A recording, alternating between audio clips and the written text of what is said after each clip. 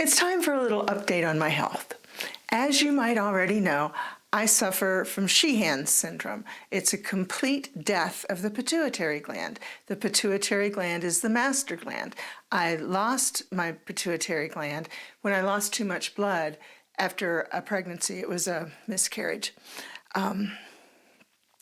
Very traumatic, but you can live without a pituitary gland as long as they replace everything that the pituitary gland makes, which is kind of complicated because, of course, they're not replacing it with the natural things that you would normally make. It's a synthetic version of that, and there are a lot of problems with that. The most deadly component to this is adrenal insufficiency.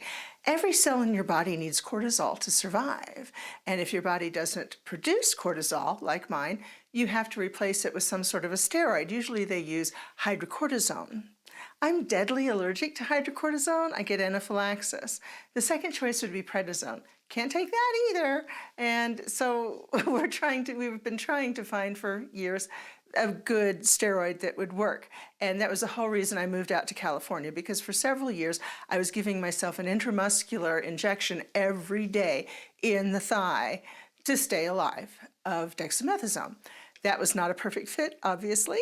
So now the good thing is I am on Medrol, which is generic. The generic version of Medrol is methylprednisolone.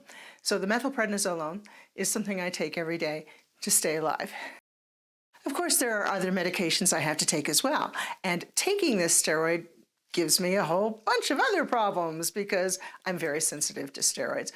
But here's the update. The good news is I had hip replacement on my left hip, and it's doing marvelously well. I can do the right hip in the spring sometime. I fell down the stairs about 12 years ago and broke my big toe on my right foot.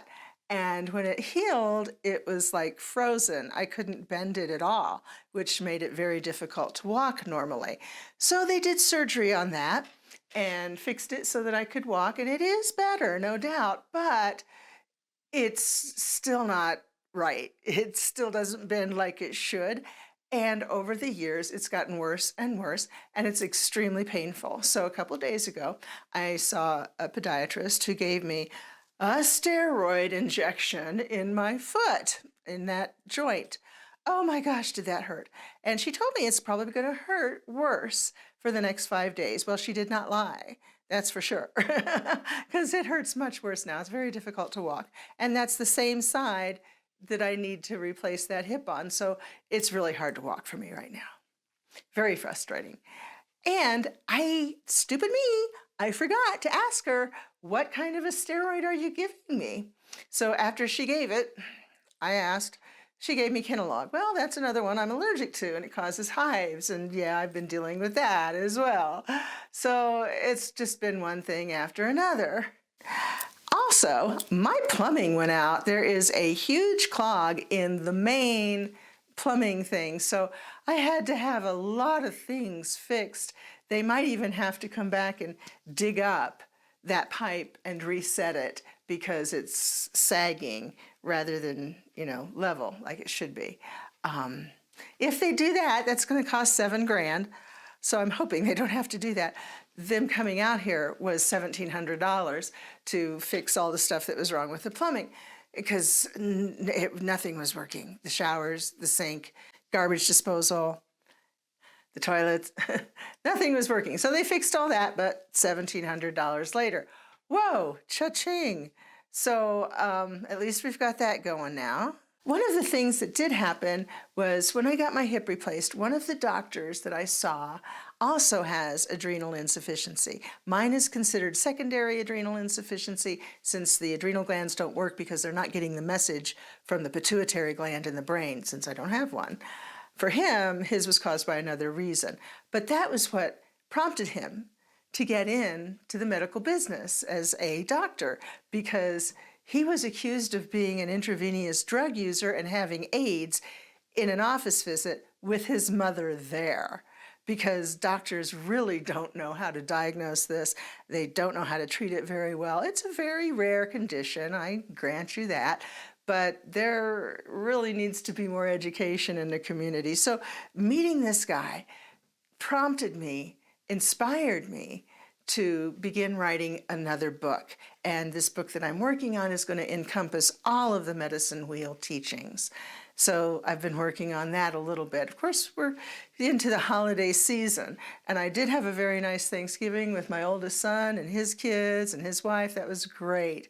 But one of the things that happens, and I've been dealing with this, about half a dozen times in the 10 years plus since I finally got properly diagnosed, is that the steroids make your blood pressure go up. So I'm on 4 different blood pressure medications to counteract the steroids, because again, I'm very sensitive to these steroids. So my blood pressure goes way up, much more than most people normally would. And with adrenal insufficiency, how you know you're getting close to death, or what we call an adrenal crisis, is when your blood pressure drops dramatically low, like the diastolic, that would be the bottom number, gets into the 60s. It should be 120/80 is a normal blood pressure. So when we're getting into like 80/60, I know that the next thing that's going to happen is I'm going to start shaking and convulsing. I'm going to lose my words. I'm not going to be able to speak. And I go into crisis. And if we don't give me some sort of a steroid that I'm not allergic to, please, quickly, I will die. So this has been very difficult, this blood pressure issue. Sometimes, and like I said, this has happened about half a dozen times, it gets to the point where I get these terrible migraines. The first time it happened, I had a migraine for 3 months. I was in bed with ice on my head for 3 months. And I finally decided the only way to get this blood pressure to go down is to stop taking the steroid. Of course, that's against medical advice. They tell you, you do that, you're going to die. But I figured, I've been in bed for 3 months. I can't even hardly get out of bed to feed my cat or go to the bathroom. What kind of quality of life is this? None. So I decided I'm going to quit my steroid and hope that solves everything. And if I die, so be it, because I can't live like this. So I quit my steroid, and in 3 days, I was feeling great. I was up, I was exercising, doing aerobics, and I called my doctor and told her what had happened. And she said, "Oh no, you're going to die. You've got to take your steroid." Well, I don't think they understand this condition entirely, or my body is very weird and very unique. Now, I'm not saying that's not the case. It definitely could be. But for some strange reason, I get to this point where I just can't take the steroid anymore. Even the blood pressure medication, I'm on 4, like I said, and if I take the maximum you can take in a 24-hour period of all 4 of those medications, it still doesn't bring my blood pressure down, and it does not solve my migraine issue. So I stopped taking my steroid 3 weeks ago, and as you can tell, I'm not convulsing, and I have still the ability to talk. I'm finding my words okay. I'm not in crisis, and my blood pressure is still way too high. So nobody seems to know why this happens. The first 4 times that it happened, I told the doctor, and they ran all the tests again. The morning cortisol draw, the ACTH stimulation test, I failed them all. I'm still not making cortisol. So they can't explain how I'm still alive without producing cortisol. But it does eventually get to the point where everything starts to crash. I start to go into crisis. The blood pressure drops. I start to convulse and shake. I can't find my words. I can't read anymore. I can't think. I'm starting to die. So when that happens, I'll take my steroid again, of course. Naturally. But until then, if I take that steroid, because see, steroids make your blood pressure go up. And when the blood pressure goes up, that's when the migraine happens. So I'm kind of walking a very thin line right here. And it's been almost 3 weeks since I've taken my steroid. Now, I did not tell my doctor, because I know if I tell my doctor, he's going to flip out and say, "You're going to die, and we got to run all these stupid tests again." And I already know what the results of these tests are going to be, the same that they always are. So no reason to bother that. At some point, regardless of what your medical condition is, you kind of have to be your own doctor and say, I'm fine. I really am. I'm fine. When I'm not, I'll let you know.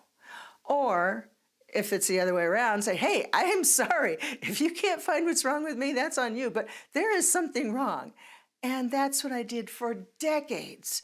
And they totally dismissed me. They told me I had multiple personality disorder, that I had extreme depression, that I had post-traumatic disorder. It just, all these things, these psychological diagnoses that they were throwing at me, because no doctor ever bothered to listen to me and do the tests necessary to confirm or rule out certain other conditions. They just, oh, well, I'm only allowed 15 minutes because of insurance issues, so the easiest thing is to write you a referral to a psychologist or a psychiatrist.